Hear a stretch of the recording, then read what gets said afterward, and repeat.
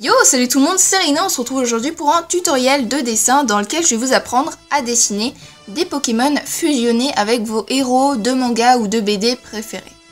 En fond de cette vidéo, j'ai mis un exemple, donc un speed drawing, donc si le speed drawing vous intéresse, eh bien je vous invite à rester pour l'écouter, mais sinon, moi je vais parler du tuto. Pour réussir à dessiner une fusion ou un Pokémon cosplayé en votre personnage de manga, d'anime, de BD préféré, on va suivre 5 étapes ultra simples. Donc je vais vous donner simplement la méthode et devant vous, vous avez justement un exemple. Alors déjà, la première étape, ça va être la plus simple. Vous allez devoir choisir votre héros. Alors je vous invite à prendre un héros qui est un petit peu unique et vous prenez votre héros préféré. Ça peut être Naruto, Luffy, Zoro, Mark dans Inazuma Eleven, ça peut être Natsu dans Fairy Tail, Ichigo dans Bleach. Vraiment, vous prenez qui vous voulez. Vous pouvez même prendre un personnage du dessin animé ou un youtubeur, je sais pas, vous prenez qui vous voulez. La deuxième étape, ça va être de définir ses principales caractéristiques. Donc vous prenez votre personnage et vous allez le définir. Par exemple, moi j'ai choisi Naruto. Donc Naruto, c'est un ninja qui est joyeux et il a une attaque signature entre guillemets qui est l'orbe tourbillonnante. Si maintenant, donc moi c'est ce que j'ai fait à l'écran. Mais maintenant pour vous, je vais choisir un deuxième exemple que je vais faire entre guillemets en direct. On va choisir Luffy, donc personnage principal de One Piece, très connu. Donc Luffy, c'est un pirate qui est joyeux, qui aime bien manger et surtout qui est élastique. Voilà, vous avez défini les caractéristiques de votre personnage. Je vous invite à le faire en même temps que moi, notez-les sur une feuille si vous le souhaitez, mais faites en même temps que moi, ce sera plus pratique. La troisième étape, ça va être de trouver un Pokémon qui possède un petit peu les mêmes caractéristiques que votre héros. Donc par exemple, pour Naruto, j'ai choisi Lucario, et plus précisément Mega Lucario, puisque Mega Lucario a une attaque qui s'appelle Aura Sphère, je crois, et elle a un petit peu le même design que l'orbe tourbillonnante de Naruto. Et Lucario, c'est un renard un petit peu humanoïde, et puis ça tombe bien parce que Naruto en lui, il a le démon Kyuubi, le démon renard.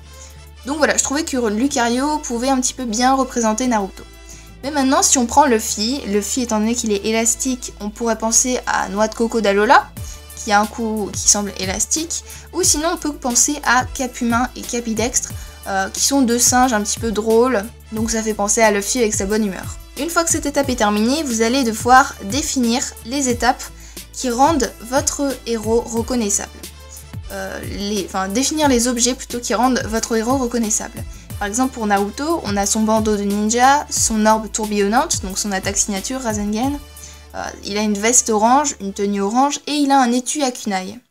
Si on prend Luffy, il a par exemple des cicatrices, un chapeau, une veste rouge et il a toujours le smile.